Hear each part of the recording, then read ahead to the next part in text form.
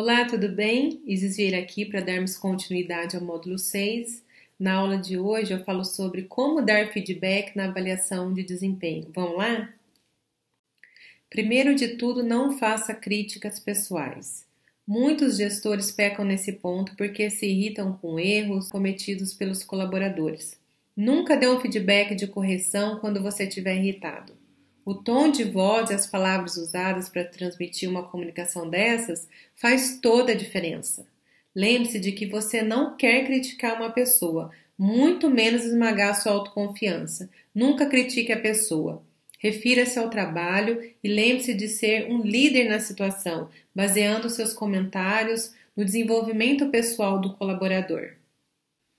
Encare como uma ferramenta construtiva. Ao preparar o feedback de desempenho, seja verbal ou por escrito, procure estar bem intencionado.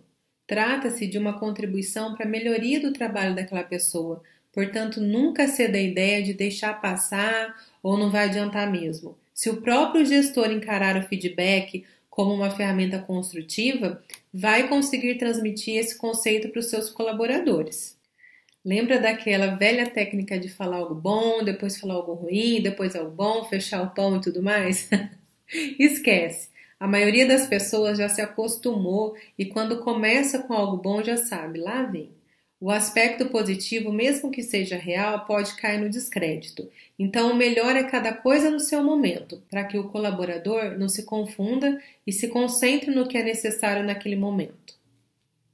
Dê feedback positivo e negativo. Alguns gestores têm o péssimo hábito de só oferecer o feedback quando algo não vai bem, não dando feedback positivo que incentiva o colaborador. Outros temem ferir as pessoas com feedback negativo e vão driblando essa situação. Pelo contrário, o ideal é oferecer os dois tipos de feedback e, na medida do possível, equilibrar as coisas. Para facilitar, prepare os seus colaboradores, explique que oferecerá feedbacks, crie esse hábito. Pense que as pessoas em geral têm medo de receber e também de fornecer feedback negativo. Por isso, uma atitude aberta facilita a comunicação. Veja esses exemplos de feedback positivo e negativo no trabalho. Primeiro exemplo de feedback negativo. Eduardo, você tem entregado seus relatórios com atraso. Isso está prejudicando outros setores que precisam deles para desempenhar suas tarefas. Tem algo que podemos fazer sobre isso? Você está sobrecarregado? Faltam dados ou algum recurso para ajudá-lo?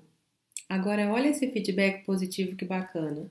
Por outro lado, Eduardo, seus relatórios são bastante completos e assertivos. Você tem recebido elogios de outras áreas. Pensa na alegria que esse funcionário fica, né?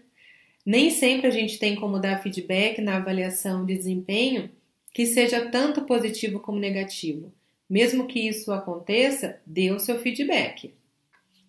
Seja específico, refira-se a um comportamento que foi observado ou uma determinada condução do trabalho sobre a qual você nota que a pessoa pode tomar providências, evitando generalizações do tipo você sempre faz tal coisa.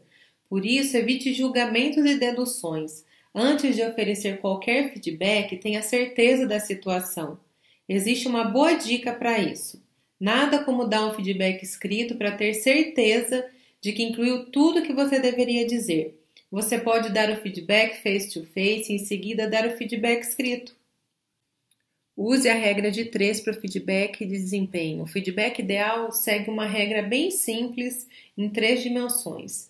Mostre o contexto, dê um exemplo do comportamento ou do procedimento observado e explique quais foram as consequências. Finalize indicando a mudança necessária. Não tem como dar feedback na avaliação de desempenho sem passar por esses 3 itens. Coloque-se no lugar do outro, seja uma pessoa empática. Lembre-se de que por mais que você tenha conseguido construir uma atitude positiva na sua equipe quanto ao feedback e desempenho, ele sempre vai ativar os mecanismos de defesa do ser humano.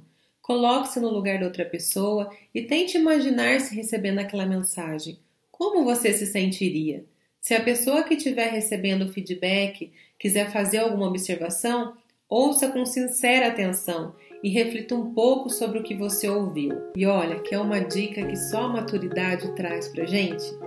Não rebata de imediato. caso você encontre resistência nessa discussão. Demonstre compreensão no momento e, se for o caso, volte a conversar sobre o assunto mais tarde ou em outro dia. Mas lembre-se, feedback não é instrumento de hostilização nem mecanismo de desabafo. É um ato de comunicação clara que tem por objetivo aperfeiçoar o trabalho das pessoas e reorientar os procedimentos, mas sempre com empatia, porque aí tudo vai ficar mais fácil. Eu espero que você tenha gostado dessas dicas. Até a próxima aula.